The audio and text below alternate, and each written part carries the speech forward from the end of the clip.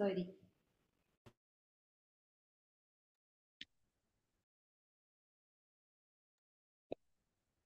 Shabbat Shalom. Vamos a dar inicio con el estudio de esta parashá, Bejalotá, que significa cuando haga su bien. Es la parashá número 36. La encontramos en el libro de Bemidbar, mejor conocido como Números, del capítulo 8, verso 1 al capítulo 12, verso 16. Y bueno, hermanitos, como ya es costumbre, vamos a hacer un breve recordatorio de lo que se nos ministró en la parashá pasada. Y vimos los siguientes temas: liderazgo, servicio y trabajo, responsabilidad de los levitas, los impuros, ley de los celos, la restitución, el nazareato, la bendición arónica y la ofrenda de los patriarcas. Hermanos, estos fueron los temas que se nos ministró en la parashá pasada, Naso, en la cual se nos ministró fuertemente acerca del liderazgo y lo que conlleva servir y trabajar para el Eterno. Amados hermanos, y si nos decimos seguidores de Yeshua, si nos decimos imitadores de Yeshua, debemos de ser buenos servidores, justamente como Él nos enseñó. Mateo capítulo 20, verso 28 nos dice, como el Hijo del Hombre vino como el Hijo del Hombre no vino para ser servido, sino para servir y para dar su vida en rescate por muchos. ¿Y qué cree, hermano? Que la parashá que vamos a estudiar, la parashá Bejalotá, nos sigue mostrando que el liderazgo, el servicio, el trabajo va estrechamente ligados a la santidad y al compromiso. Eso siempre va a ir estrechamente ligado, hermano. El servicio, el trabajo, con el compromiso, la santidad y la purificación. Enseguida vamos a ver por qué. Bejalotja, cuando hagas subir. Números capítulo 8 versos del 1 al 3 dice, habló Adonai a Moisés diciendo, habla Aarón y dile, cuando enciendas las lámparas, las 7 lámparas alumbrarán hacia adelante del candelero. Y Aarón lo hizo así, encendió hacia la parte anterior del candelero sus lámparas como Adonai lo mandó a Moisés.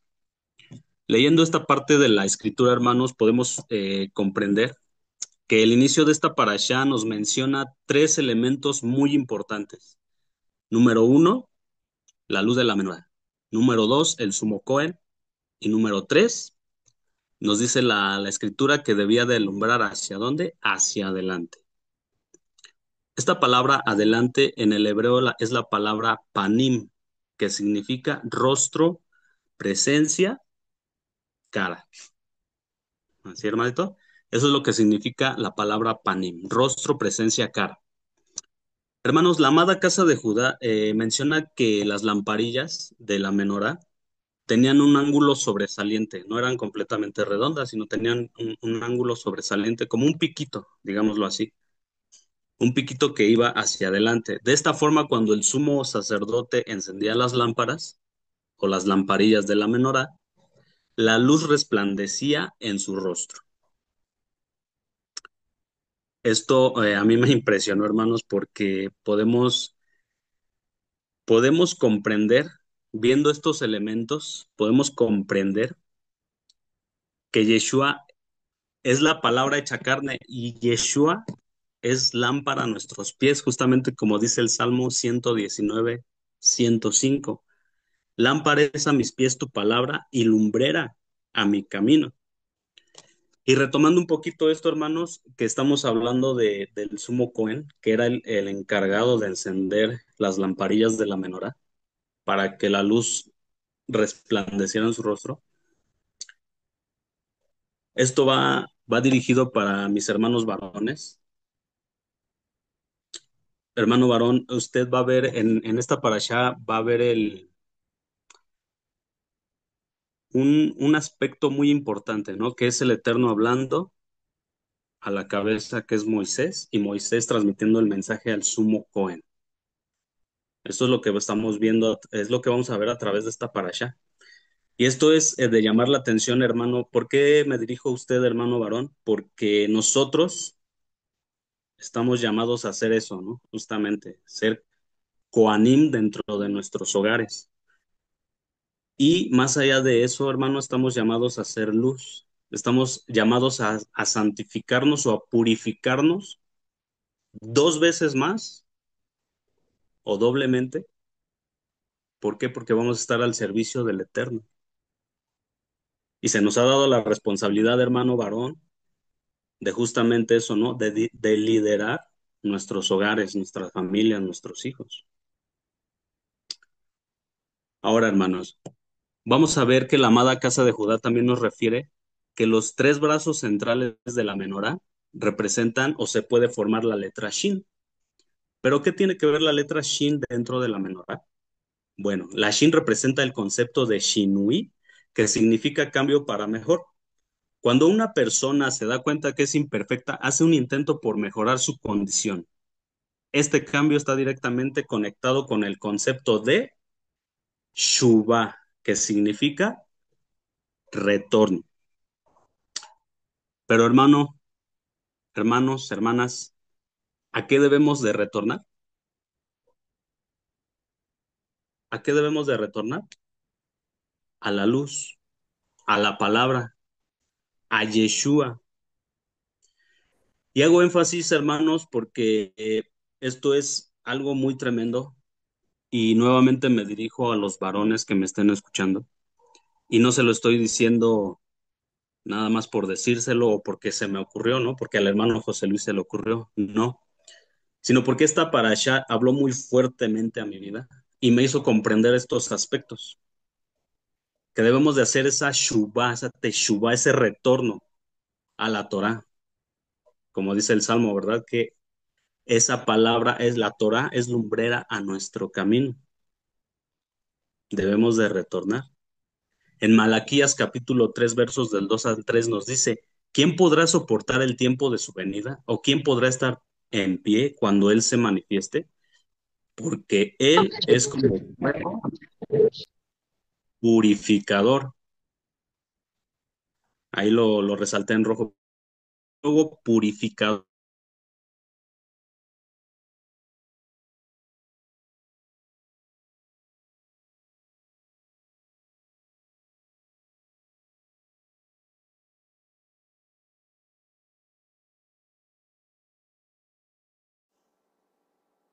¿Qué hacían los hijos de Leví? Servían dentro del tabernáculo.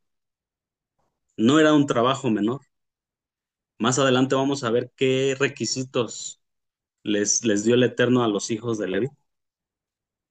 Nuevamente, hermano varón, esto va dirigido a ustedes y primeramente a mí. Y quiero hacer una pequeña reflexión en esto. Nuestro amado Don Yeshua nos dice en Mateo 6 22 al 23, la lámpara del cuerpo es el ojo. Así que si tu ojo es bueno, todo tu cuerpo estará lleno de luz. Pero si tu ojo es maligno, todo tu cuerpo estará en tinieblas. Así que si la luz que en ti hay es tinieblas, ¿cuántas no serán las mismas tinieblas?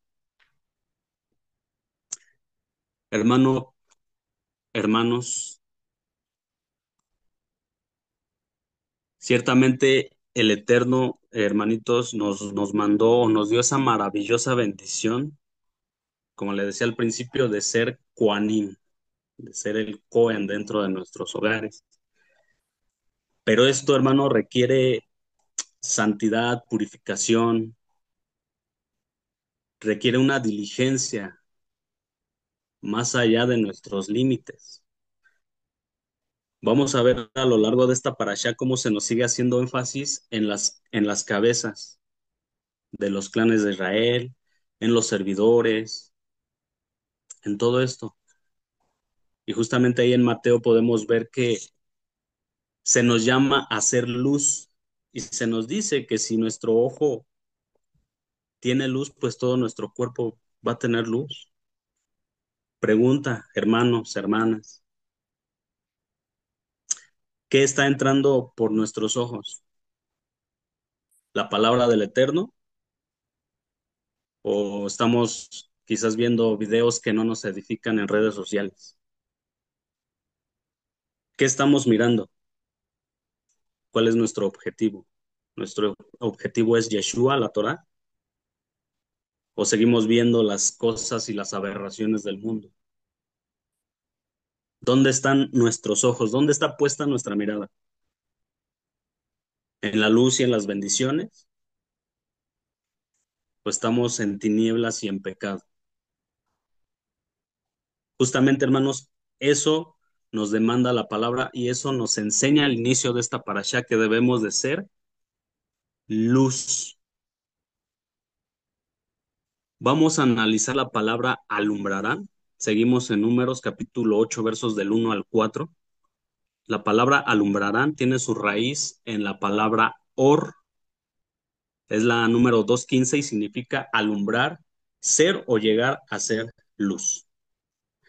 Ahora, hermanitos, esta palabra or se conforma por una Aleph, una Bab y una Resh.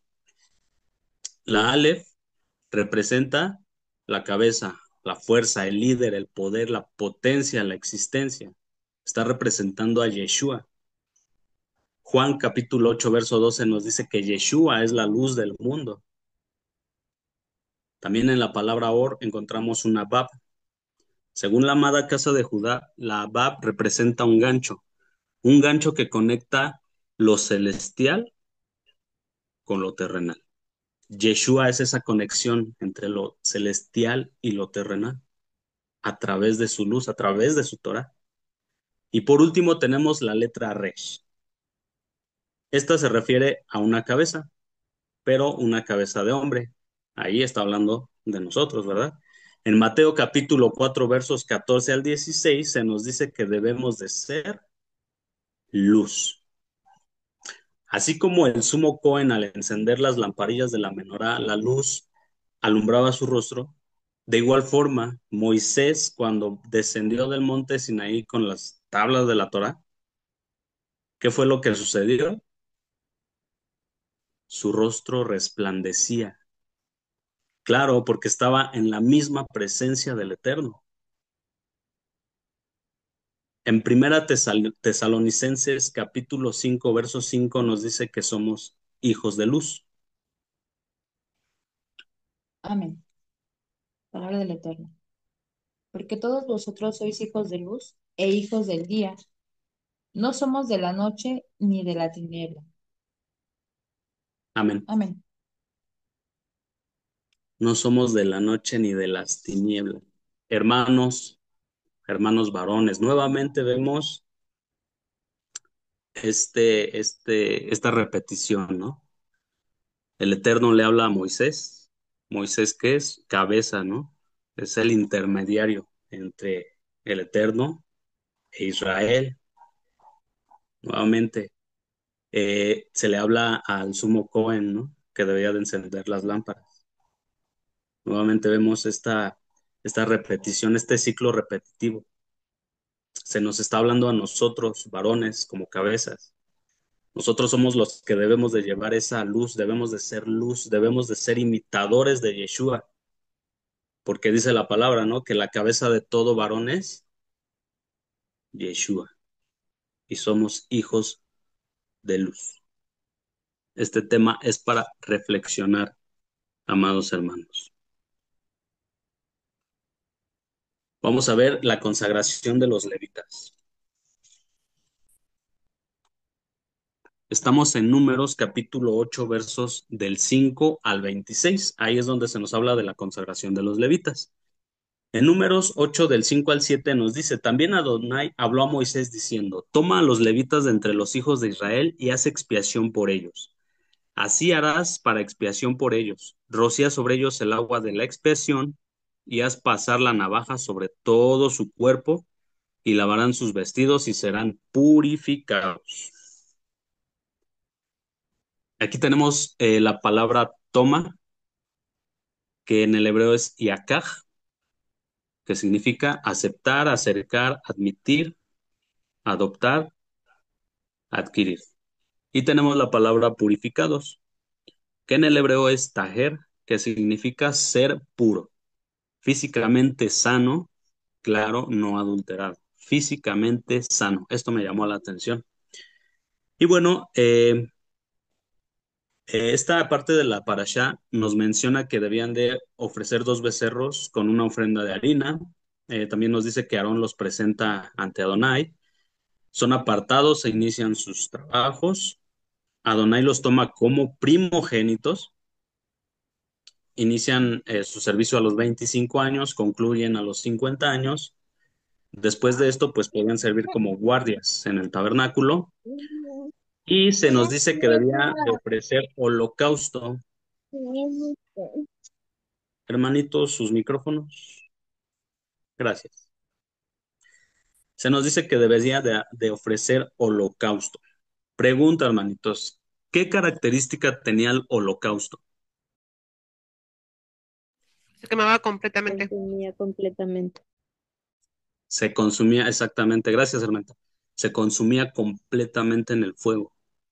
Esta es una parte muy importante para la consagración de los levitas y para el servicio de los levitas. Esta parashá, no quiero ser repetitivo, pero sí hacer mucho énfasis en esta parte.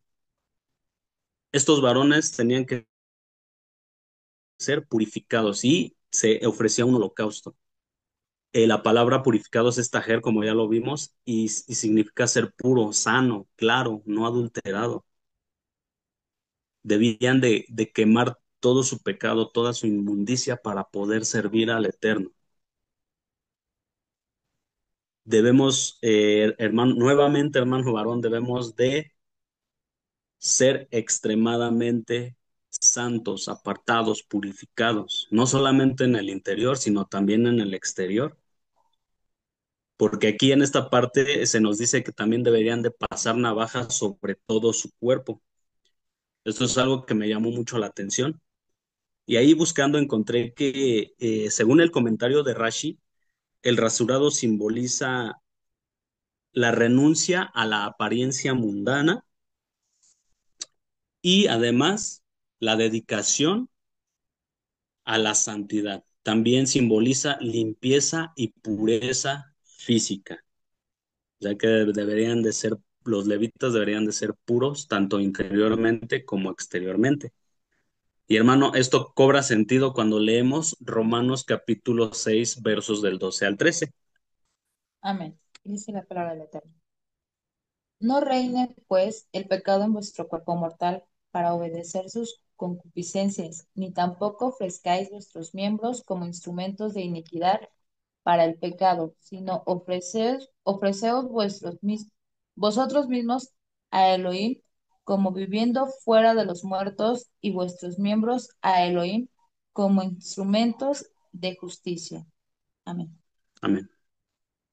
Nuestros miembros como instrumento de justicia. Los levitas no podían, no debían ofrecer sus cuerpos a pecados del mundo. ¿Qué pasó con los hijos de Aarón, Nadab y Abiú, cuando ofrecieron fuego extraño? El Eterno los consumió. Santidad extrema dentro del servicio para Adonai. Santidad extrema para todos aquellos varones que ya están sirviendo. Y servir no me refiero a que sirvamos dentro de la congregación. Hermano varón, tú estás dando tu servicio una vez que conoces de la Torah y estás siguiendo al Todopoderoso. Te conviertes en un servidor. Vienes a ser un primogénito. ¿Qué requiere todo esto? ¿Qué requiere ese liderazgo? ¿Qué requiere ese servicio? Santidad, pureza y compromiso. La palabra también nos sigue hablando de la consagración de los levitas. Estamos en Números capítulo 8 versos del 11 al 12 y nos dice, ofrecerán los levitas delante de Adonai en ofrenda de los hijos de Israel y servirán en el ministerio de Adonai, lo que veíamos en la diapositiva pasada. Y los levitas pondrán sus manos sobre las cabezas de los novillos y ofrecerás el uno por la expiación y el otro en holocausto. Es de lo que hablábamos. que debían de consumir, el fuego debía de consumir todo el pecado. A Adonai, para hacer expiación por los levitas. Romanos capítulo 12, verso 1 nos dice: así que, hermanos, os ruego por las misericordias de Dios que presentéis vuestros cuerpos en sacrificio vivo, santo, agradable a Dios, que es vuestro culto racional. Y bueno, hermanos, esta parte de la porción nos habla de las edades para cada servicio. Para salir a la guerra, 20 años arriba; para servir dentro del tabernáculo, de 25 a 50 años; para los meraritas, gersonitas y cuatitas, de 30 años arriba.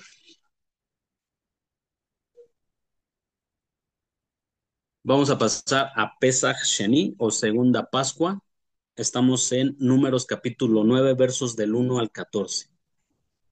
Dice así, versos 1 y 2. Habló Adonai a Moisés en el desierto de Sinaí en el segundo año de su salida de la tierra de Egipto, en el mes primero, diciendo: los hijos de Israel celebrarán la Pascua, Pesaj, a su tiempo.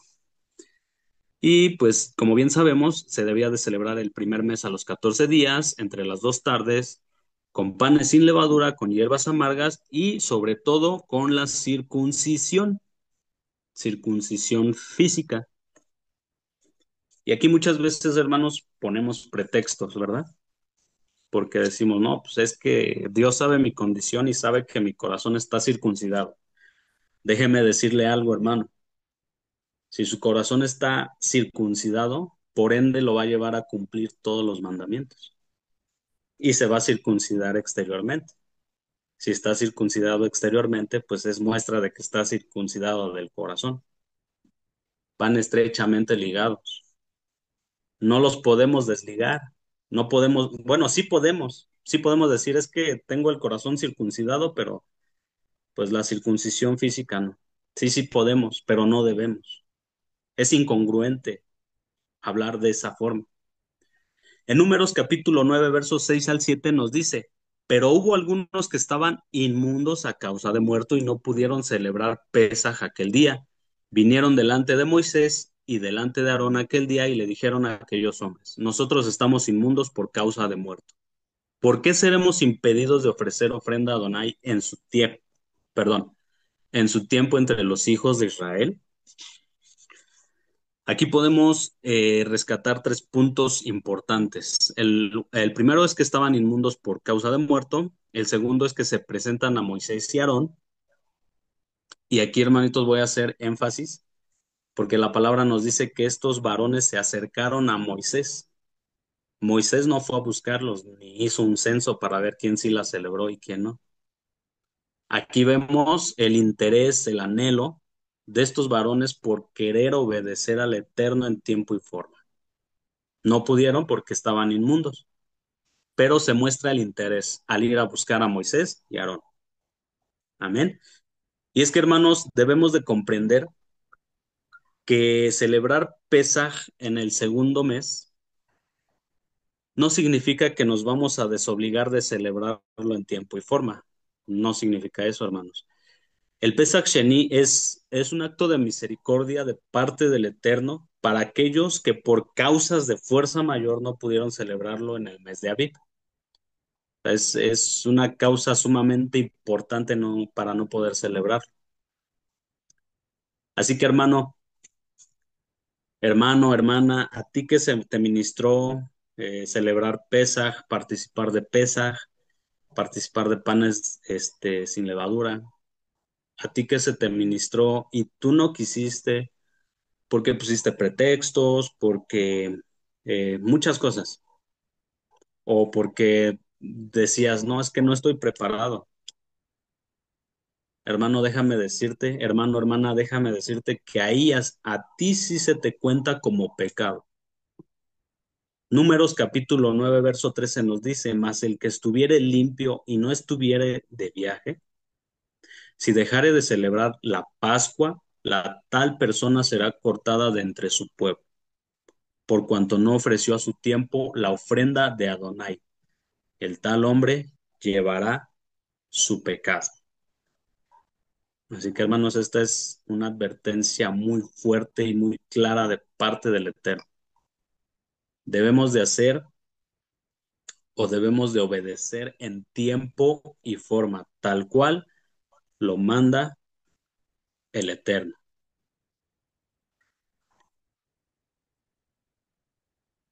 Vamos a ver, hermanos, la nube sobre el tabernáculo. Estamos en Números capítulo 9, versos del 15 al 23. Y la palabra nos indica que la nube cubrió el tabernáculo el día que este fue terminado, ¿no? El día que lo erigieron. Ahí, hermanos, tenemos una lista donde la nube o la gloria del Eterno, la presencia del Eterno está con su pueblo. Se nos dice que cuando salieron de Egipto, la nube los acompañó. Éxodo 13, 21 al 22. La presencia de Elohim en el Sinaí como nube. Éxodo 19, 9. Nube y fuego en Shavuot, ¿sí? Cuando se entregaron las tablas, había nube y fuego. Esto está en Éxodo 24, 15 al 28. También se nos dice que la gloria de Adonai y la nube en el tabernáculo lo cubrían. Esto está en Éxodo capítulo 40, versos 34 al 38.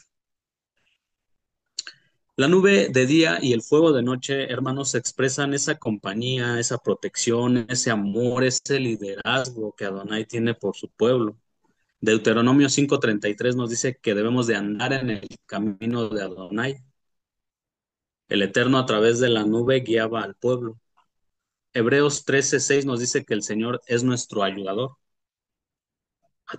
El Eterno a través de la nube ayudaba a su pueblo, ¿verdad? A viajar por el desierto. En Joel capítulo 2 versos del 2 al 3 se nos habla de nube y fuego como juicio. Así como en el desierto el Eterno los cuidaba y era una bendición contar con esta nube y este fuego durante la noche, en Joel se nos habla de que la nube y el fuego vienen como juicio. Y bueno, hermanos, vamos a ver la función de la nube. Protegía a Israel del sol abrasador, mantenía su ropa fresca, guiaba a Israel a través del desierto y proporcionaba un viaje seguro. Todo esto está resumido en el Salmo 121, versos 5 al 6. Amén. Palabra del Eterno. Yud-Heh-Vav-Heh es tu guardador, Yud-Heh-Vav-Heh es tu sombra a tu mano derecha. El sol no te fatigará de día, ni la luna de noche. Amén. Amén. Así es. El sol no te fatigará de día, ni la luna de noche. Esa era la función de la nube. La misma gloria, la misma presencia del Eterno cuidando de su pueblo. Esto es hermoso. Hermanos, la amada casa de Judá refiere que había 4, 7, incluso hasta 13 nubes con el pueblo de Israel. Sin embargo, pues la escritura nos muestra o nos señala que pues solamente había una nube de día y fuego de noche. También la amada casa de Judá comenta que cuando Israel viajaba, hermanos, la nube se enrollaba formando una delgada columna. Y cuando Israel acampaba, la nube florecía como una palmera. Así que Adonai a través de la nube ordenaba cuándo y hacia dónde movilizarse. Ahí tenemos Primera de Reyes, capítulo 12, verso 28, que Jeroboam incita a no viajar a Jerusalén. Pero ¿qué tiene que ver esto con la nube? Mucho, mucho tiene que ver. ¿Por qué? Porque este rey incitó a no viajar a Jerusalén, incitó a no subir a Jerusalén. En su lugar hizo dos becerros de oro y los puso uno en Betel y uno en Dan. Y le dijo al pueblo, he aquí tus dioses que te sacaron de la tierra de Egipto. Y fueron, el pueblo obedeció al rey, a Jeroboam, antes que al Eterno. La instrucción era clara, subir a Jerusalén. Pero tanto el rey como el pueblo no obedecieron, hicieron lo que bien les parecía. Y justamente, hermanos, vamos a hacer una reflexión acerca de esto, acampar o viajar. Números capítulo 9, verso 23 nos dice, al mandato de Adonai acampaban y al mandato de Adonai partían, guardando la ordenanza de Adonai, como Adonai lo había dicho por medio de Moisés. Al mandato de Adonai, a la orden. Cada vez que la nube se movía, pues tenían que moverse. Cuando la nube se detenía, tenían que acampar. Y para hacer esta reflexión, hermanos, vamos a ver tres ejemplos dentro de la escritura.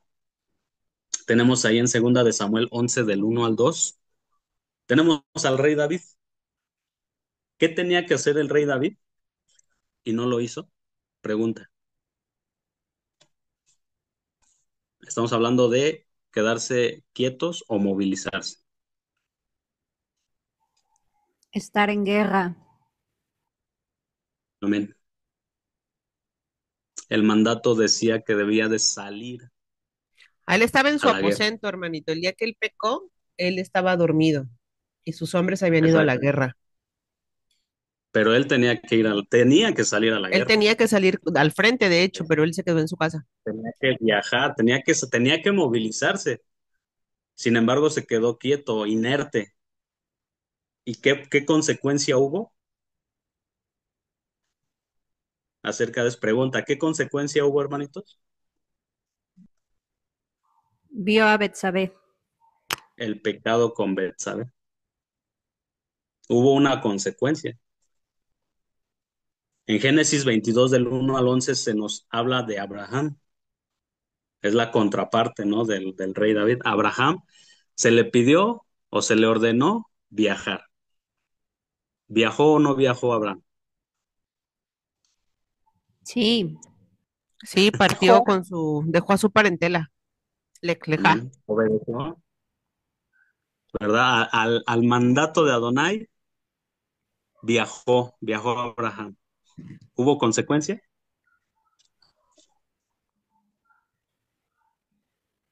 No. Buenas, conse- Adelante, hermanita. buenas consecuencias. Ah, sí, exacto. Bueno, la consecuencia fue que hubo bendición. Hubo bendición justamente por obedecer al Todopoderoso, ¿verdad? Y la palabra nos menciona que caminó 3 días y además subió al monte Moriah. Hermanitos, sus micrófonos.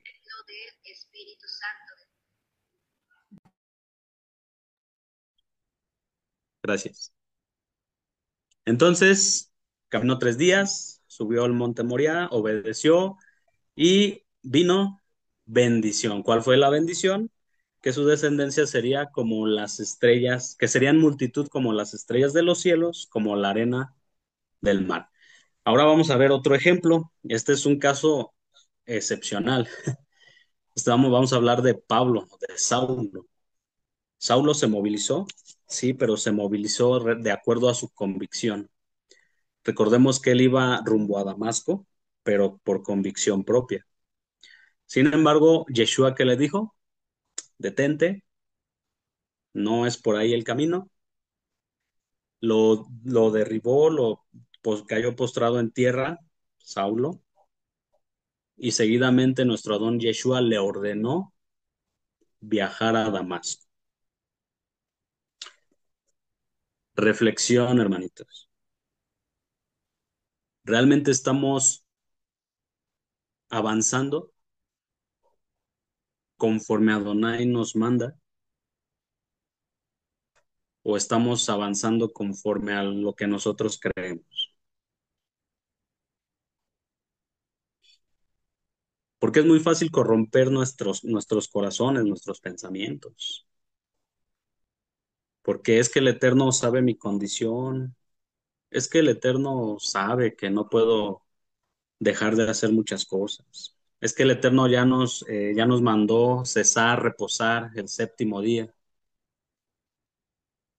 pero seguimos en pos de nuestros caminos, ¿no? Esto es una parte fundamental, hermanitos. Es algo para reflexionar y es algo para poner, o más bien llevarlo a introspección. ¿Realmente estamos obedeciendo al Todopoderoso? ¿O simplemente, voy a utilizar esta palabra, o simplemente nos estamos conformando con guardar lo mínimo? Dejar de comer cerdo y guardar el Shabbat a medias. ¿Cómo lo estamos haciendo, hermano? ¿Nos detenemos o avanzamos al mandato de Adonai? ¿O nos detenemos y avanzamos de acuerdo a nuestra convicción, de acuerdo a lo que creemos? ¿En qué posición estamos, hermano?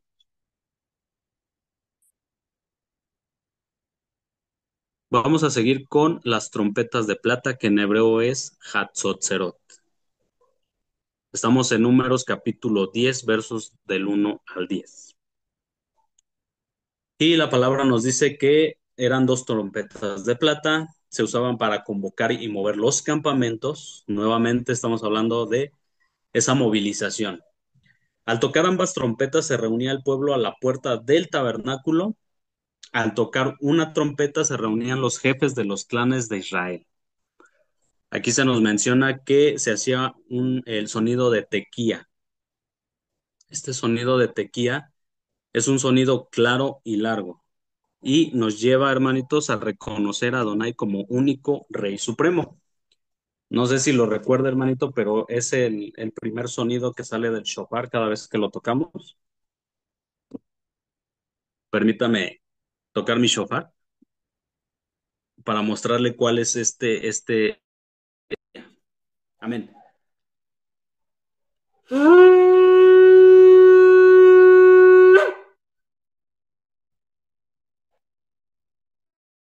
Este, hermanitos, es el tequía.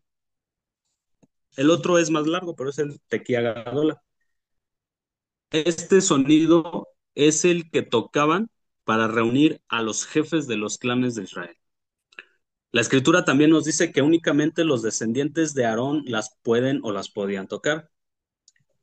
También se nos dice que tocaban sonido de alarma para salir a la guerra. Este es el sonido de terúa. Es el sonido de 9 o más sonidos, rápidos, cortos y consecutivos. Literalmente es un sonido de alarma. Permítame tocar mi shofar para que podamos dimensionar.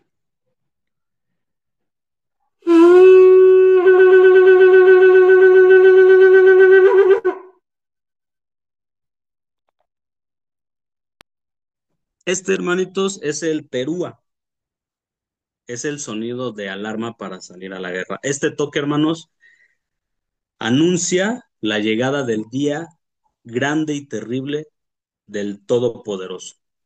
Además, es un llamado a despertar del sueño, es un llamado a estar activos, atentos, ¿verdad? Como dice ahí la escritura, para salir a la guerra.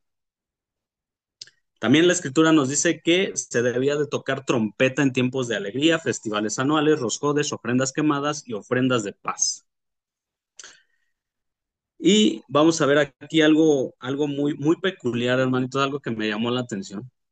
Y es que en el Salmo 81, verso 4, en el original hebreo, nos dice Tikú Bajodes Shofar, que literalmente es tocar en luna nueva el shofar. Pero aquí en la porción, en esta parte de la porción se nos dice que son trompetas de plata. En Josué capítulo 6, verso 8 se nos dice que los levitas tocaban shofar cuando derrumbaron los muros de Jericó. En Segunda de Crónicas 29-27 se nos dice que los levitas tocaban trompeta cuando estaba el rey David. Entonces, ¿qué está pasando aquí, hermanitos? ¿O es trompeta o es shofar? ¿O qué es lo que está pasando aquí? Esto a mí me llamó la atención. Y vamos a ver alguna interpretación de la amada casa de Judá. Y la amada casa de Judá comenta que la norma de tocar trompeta en la guerra se transmitía de generación en generación. Se les iba enseñando a hacer este toque de terúa. Pero no así las trompetas mismas. Las trompetas no se transmitían de generación en generación. Comenta la amada casa de Judá que fueron para uso exclusivo de Moisés y su época. Los sabios judíos citan el Midrash que declara que en efecto estas trompetas fueron hechas por Moisés y sepultadas cuando Moisés aún vivía.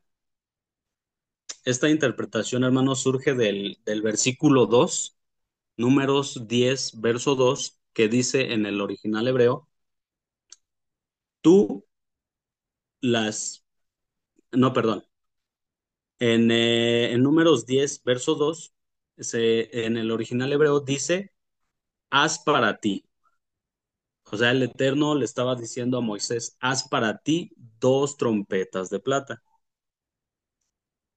A lo que Rashi comenta, tú las confeccionarás, tú las haces, tú las resguardas y no otra persona.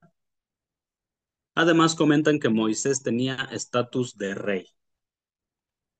Esto es muy, muy importante y muy interesante.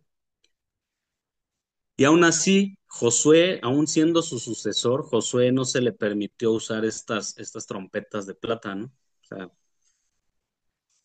ahí en Josué 6:8 se nos dice que los levitas estaban tocando el shofar. Por esta razón que nos comenta la amada casa de Judá.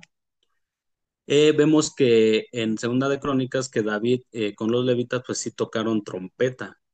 Esto también es de llamar la atención porque la amada casa de Judá comenta que pudieran ser otras trompetas que no eran las mismas que Moisés y Aarón utilizaron.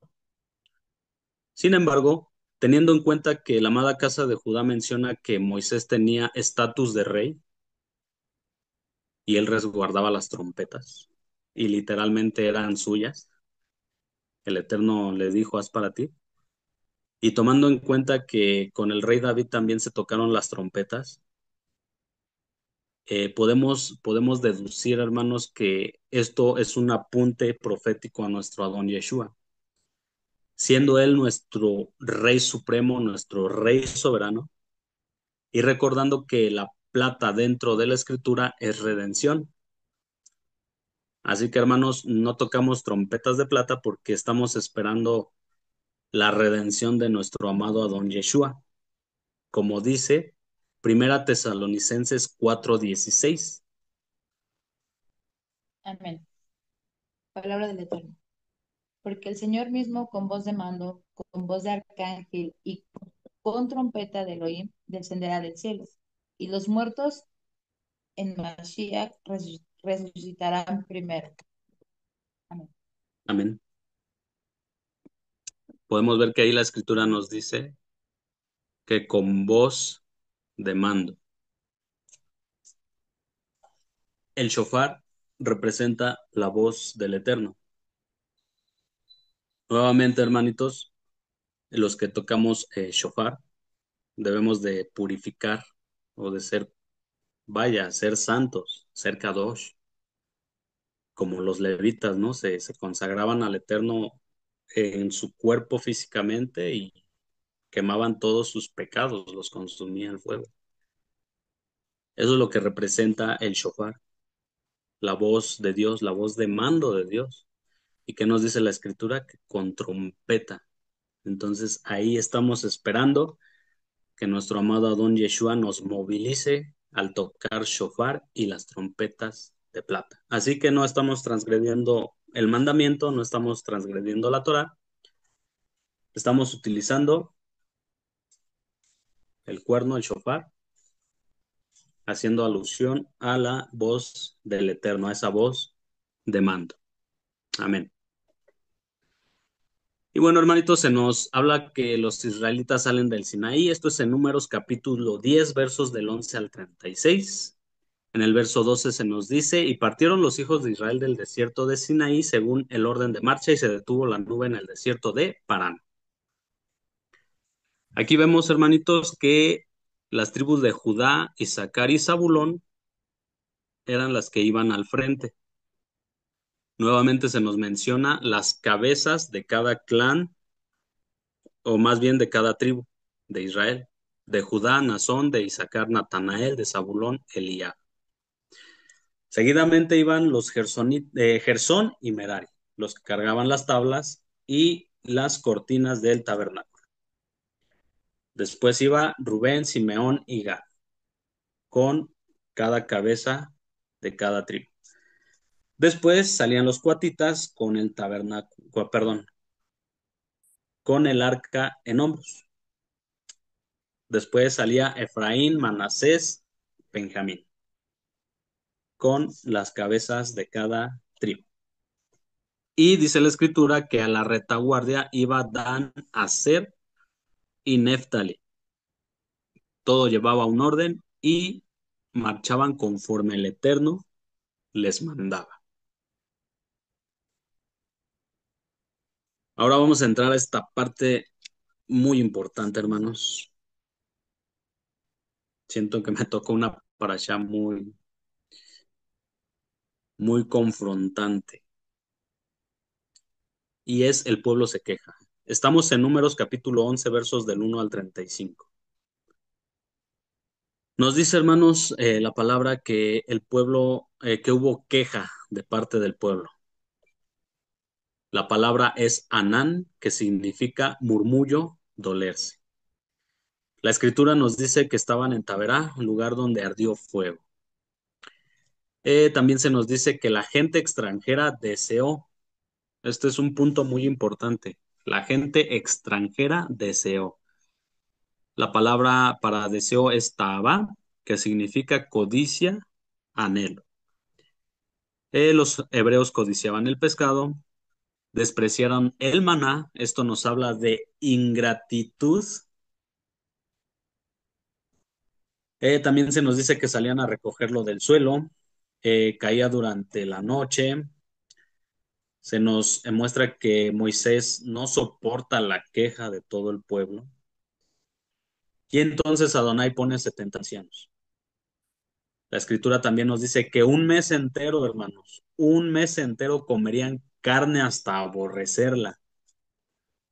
Esta palabra aborrecerla en hebreo es sará, sin la T, sará, que significa cosa asquerosa, disgusto. Y también se nos menciona que un viento de Adonai trajo codornices. La palabra para viento es ruach, que significa espíritu, aliento.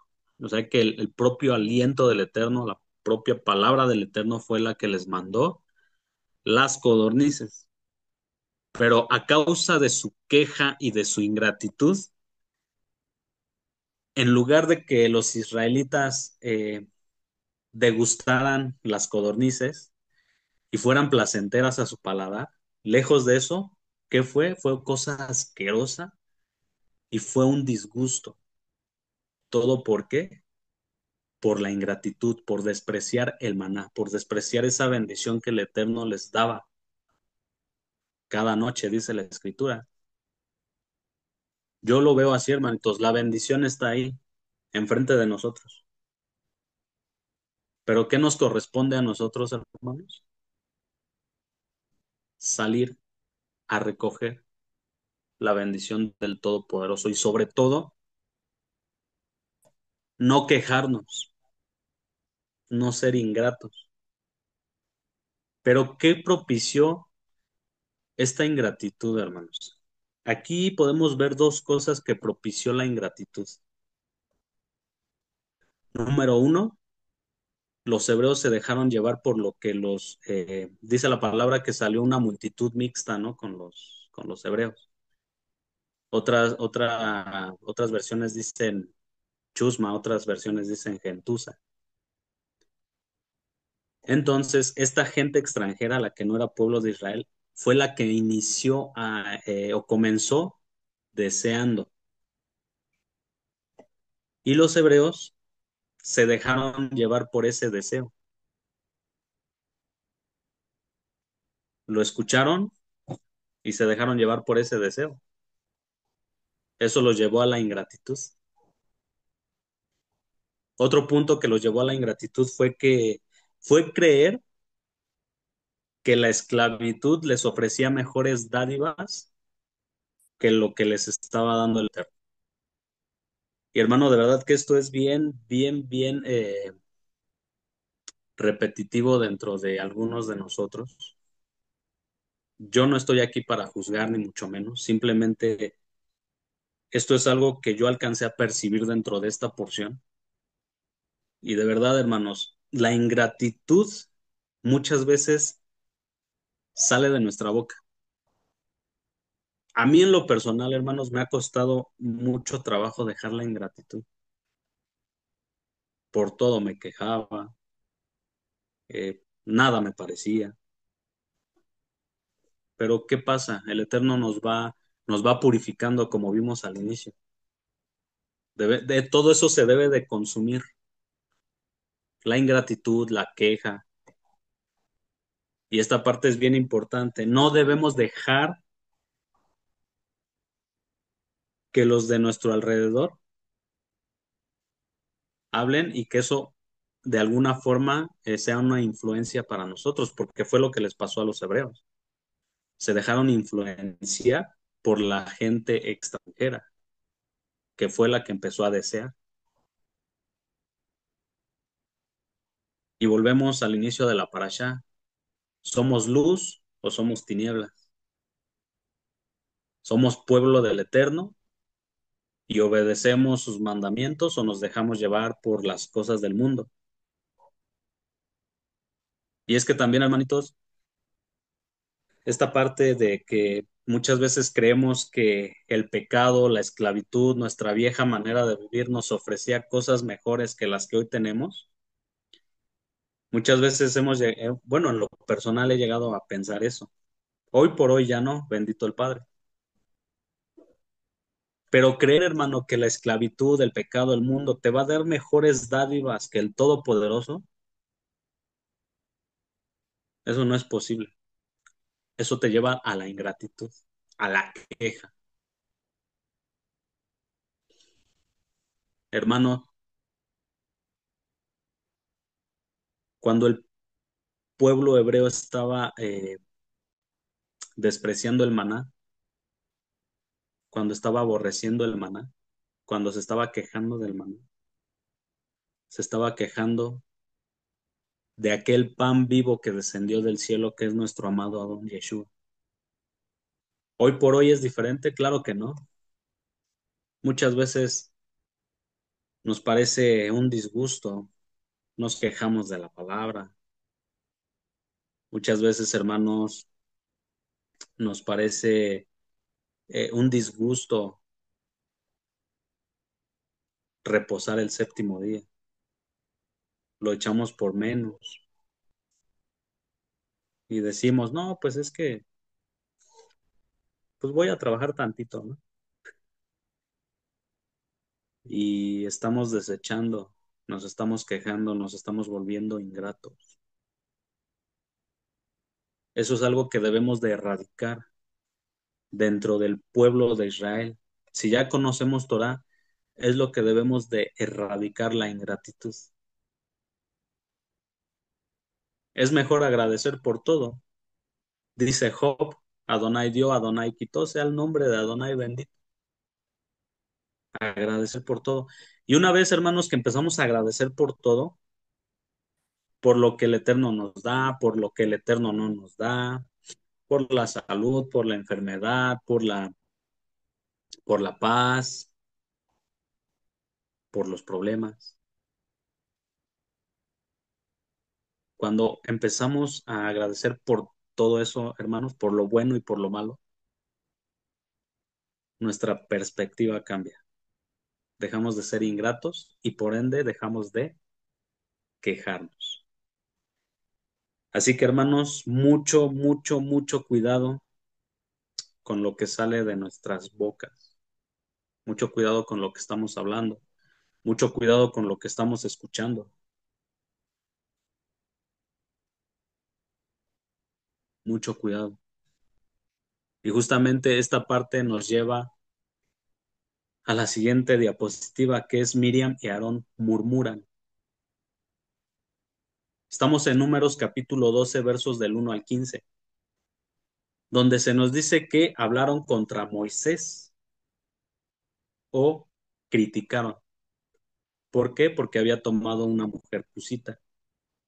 También la palabra nos dice que Moisés era manso, era humilde. Atención en esta palabra, hermanos, era humilde. Se nos dice que salieron los tres. También se nos muestra que no tuvieron temor de criticar. Y al haber esta crítica, Miriam quedó leprosa como la nieve. Aquí la palabra para leprosa es tzara, que significa lepra o azotar. Y como lo vimos en la diapositiva pasada, tzara, que es disgusto, aborrecer.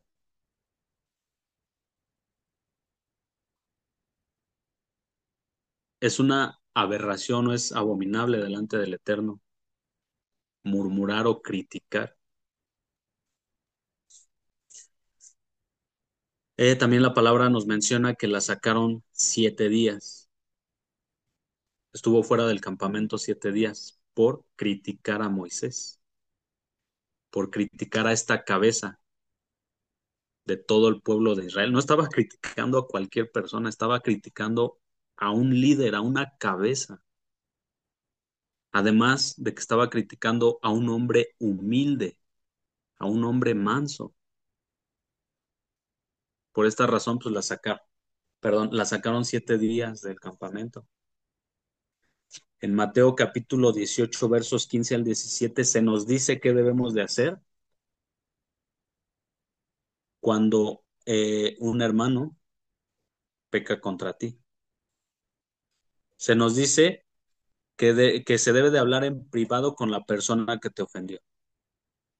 Eso es lo que nos dice Mateo 18, 15 al 17. Si no escucha en privado, si no atiende la reprensión, pues ¿qué dice? Se debe de tomar 2 o 3 testigos. Si aún con esto no acepta la reprensión, pues se le tiene que avisar a la quejilá, a la congregación. Y aquí entra una parte bien importante con Miriam, porque la amada casa de Judá refiere que una vez que Miriam era sacada del campamento 7 días, ya estaba ahí, estaba aislada, estaba sola, fuera del campamento. Y aún con eso, dice la amada casa de Judá que tenía que gritar, tamé, tamé, impuro, impuro. Qué tremendo es esto, hermano. Qué graves consecuencias acarrea la crítica, el murmullo o inclusive la queja, ¿no? Como lo vimos en la diapositiva pasada. Se nos sigue diciendo en Mateo 18, 15 al 17, que decirlo a la congregación, si ya lo decimos a la congregación y aún así no acepta la exhortación, nos dice Mateo 18 que lo tengamos por gentil. ¿Qué característica tiene una persona gentil? Es alguien que no conoce la ley de Dios. No está en los pactos, es inconverso. Exacto, no conoce la ley de Dios. Y justamente esto fue parte de lo que cometió Miriam. Se estaba olvidando del mandamiento que viene en la Torá, que nos dice, no maldecirás a los príncipes de tu pueblo. Y la palabra maldecir es eso, hablar mal de los príncipes, de las cabezas, de los que te están gobernando, en este caso Moisés. Miriam transgredió totalmente el mandamiento. Tenemos que la palabra Metzorá significa persona con lepra y su acrónimo es Motzi Shem Ra, que significa enturbiar el nombre de alguien. Esto es tremendo, hermanitos, porque esta parashá nos debe de hablar muy fuerte por todo lo que aconteció o todo lo que está aconteciendo a lo largo de esta parashá.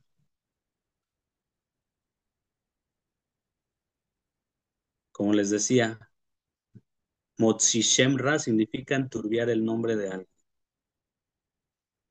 Miriam enturbió, a través de la crítica, enturbió el nombre de Moisés, de una cabeza, y no cualquier cabeza. Moisés, el intermediario entre Dios y el pueblo de Israel. Miriam tenía tinieblas, oscuridad en su corazón. Lucas capítulo 6, verso 45 nos habla de eso. Amén. Palabra del Eterno. Una persona buena produce cosas buenas del tesoro de su buen corazón, y una persona mala produce cosas malas del tesoro de su mal corazón. Lo que uno dice brota de lo que hay en el corazón. Amén. Amén. Qué palabras tan fuertes, ¿no? Lo que uno dice brota del corazón. Y esto nos remite al inicio de la parasha. Cuando leíamos, si tu ojo es bueno, todo tu cuerpo es bueno. Si tu ojo tiene luz, todo tu cuerpo está en luz. Si tu ojo está en tinieblas, todo tu cuerpo está en tinieblas. Y es lo que veíamos con los levitas. Se tenían que consagrar tanto en lo físico como en lo espiritual. Y aquí con Miriam podemos ver que la lepra es un problema físico, pero su raíz es espiritual, viene del corazón, como lo leímos en Lucas. Y también, hermanos, podemos ver la contraparte de esta crítica, ¿no? Porque Miriam estaba haciendo la shonjara, que significa lengua del malo.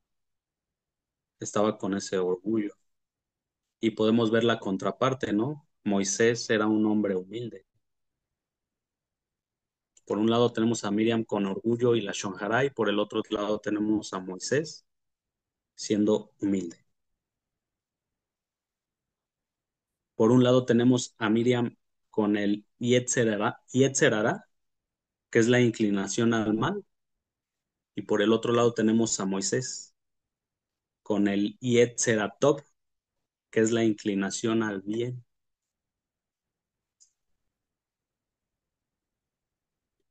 ¿Qué podemos ver o qué consecuencias hay por ser orgulloso, por criticar? Como nos dice la escritura, pues un aislamiento, ¿no? Estar fuera del campamento, apartado del pueblo del Eterno. A diferencia de Moisés, Moisés siendo humilde, ¿qué fue lo que pasó?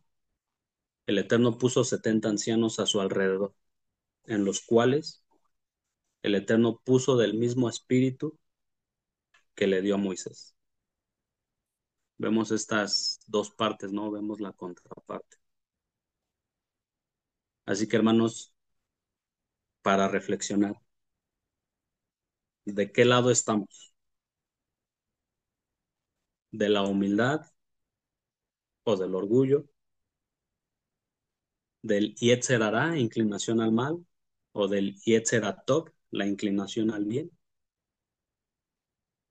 ¿Estamos del lado de la luz o seguimos en tinieblas? Justo como lo veíamos al inicio de la parashá, ¿no? Justo como lo veíamos, que el sumo Cohen resplandecía la luz en su rostro. Moisés bajó con el rostro resplandeciente y somos llamados a hacerlo. Pero muchas veces, hermanos, por la crítica, por la queja, por la ingratitud,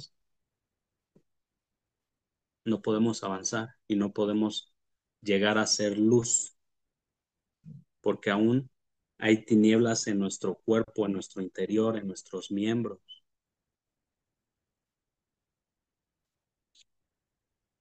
¿De qué lado estamos, hermanitos? Esta parashá en lo particular a mí me habló muy fuerte y me hizo ver todos estos temas, esperando, hermanitos, que sean de edificación para ustedes